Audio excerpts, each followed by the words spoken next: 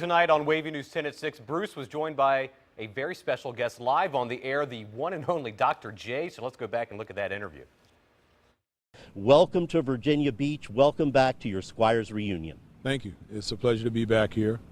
It's always good to come back to Tidewater. I've been back a few times, but it wasn't in a capacity like this.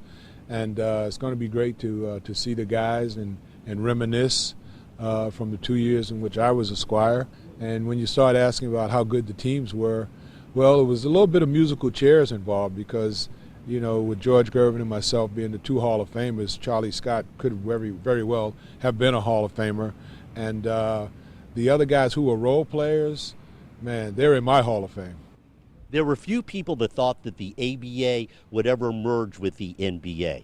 You were probably the biggest reason. But let's go back. Why did you pick the ABA over the NBA originally coming out of college?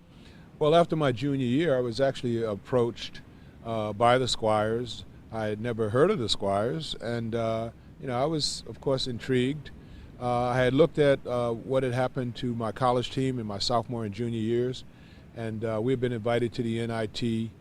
We had great records, but we were being snubbed by the NCAA, so I didn't feel as though we were ever going to play in the NCAA tournament, have a chance to win a national championship. So when the opportunity came to turn pro after my junior year, you know, I took it.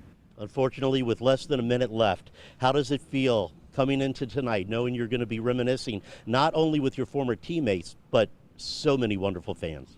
Yeah, so many wonderful fans and so many wonderful people who were affiliated with the organization, starting with Earl and Phyllis Foreman. You know, the second year I was here, I actually lived in their apartment. So we became very close, and over the years we've kind of drifted apart. So it's nice to have that reunion, as well as to once again see Charlie Scott. I see George Gervin all the time because both of us are golfers, but Jumbo Jim Akins, who followed me up to New York and who played with me on the Nets championship team. You know, guys like that, I'm just dying to see them. Dr. J, good stuff. Now, if you're interested in learning more about the history of the Squires, go over to wavy.com, click on sports. We have a two-part series on the rise and subsequent fall of the only major league sports team in Hampton Roads.